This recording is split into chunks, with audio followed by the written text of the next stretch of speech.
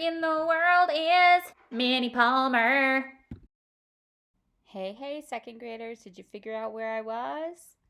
Well, I hopped in my car and this time I went up towards the Park Rapids area. Did you guess it? It's Itasca State Park. Raise your hand if you've been there. Well, I can't see you, but raise your hand anyway. In my opinion, one of the prettiest parts of Minnesota.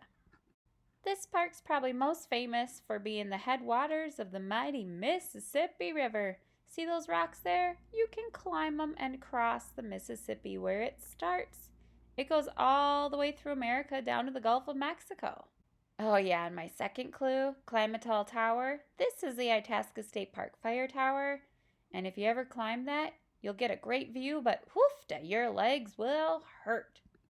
Itasca's also full of beautiful campsites. Just sit back, relax, and enjoy nature.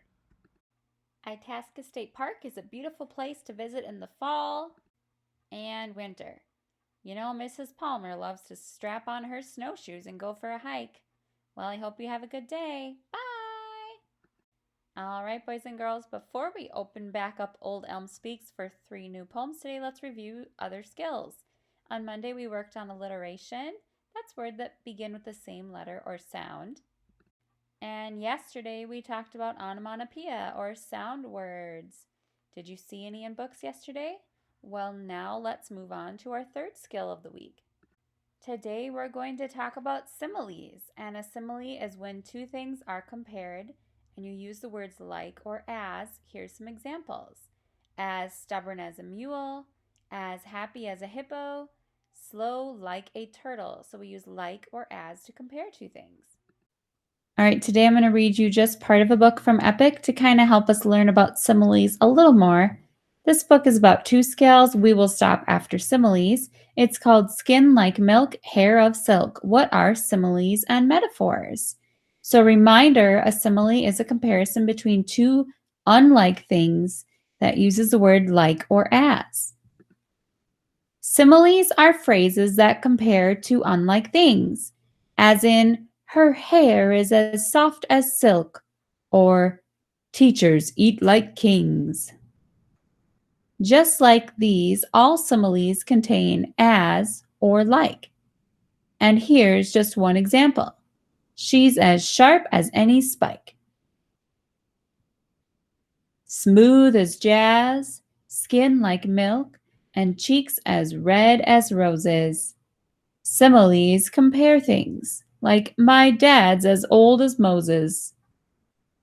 Similes can help you say that someone in your class is as bright as polished pennies, or as slow as thick molasses. They're helpful in describing people, things, and even places, like fresh as folded laundry, or all jagged like my braces. They can help you paint a picture you can see inside your brain, like he's as clever as a fox, or her tears ran like rain. Once you learn about them, they can change your writing habits. You'll write 1, 2, and then a few. They'll multiply like rabbits. So that was a little snippet about similes. Now let's look for similes in 2 poems from Old Elm Speaks. Old Elm Speaks tree poems. We're opening this book back up. Our first poem is called Cooperation. Cooperation. Since there are 2 horses and only 1 tree in the pasture, an agreement was made to share this narrow strip of shade. So Molly and Ed, both rather plump, stand side by side, muzzle to rump to muzzle, like a jigsaw puzzle. Did you hear the simile? I heard it. Here it is. Like a jigsaw puzzle. They are comparing those 2 horses standing next to each other like a puzzle. Our next poem is called Avalanche. Avalanche. 1,000 pines are sprawled like broken toys, snapped like toothpicks by the crushing mass of snow that pounded down the steep mountain. They tell me it was over in minutes. A forest that took a century to grow, gone in a roar, an enormous thunder of snow.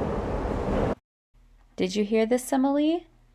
The 1,000 pines are sprawled like broken toys and snapped like toothpicks.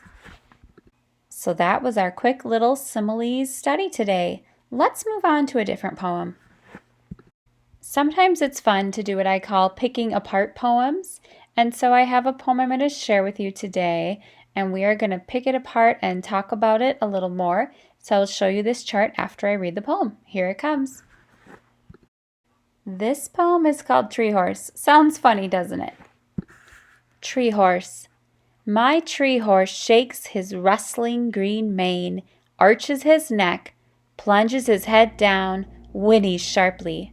His taut muscles strain. I hold on tightly. As he rears up, we leap into the wind, vaulting toward the sky. All right, let's pick apart this poem just a little bit. We won't do all of these bubbles, but let's get started. Let's start at the top. The title, well, that's Tree Horse. The mood, what mood does it put you in? For me, it makes me feel excited, happy, relaxed. She's doing something she loves, climbing in the tree. How was it organized? In lines and stanzas. Why was it written? Well, I think it was written purely for entertainment. What feelings do you get from this poem? Answer that at home. Were there words that rhyme? Well, you're going to take a closer look at this poem in your Tree Horse Reaction Online, and I have the poem up there for you. Let's look at this poem one more time, this picture. Is it really a horse? No, it's a branch that she pretends is a horse. I hope you liked the poem. Oh, me, I liked it. Minnie Palmer, get back to work.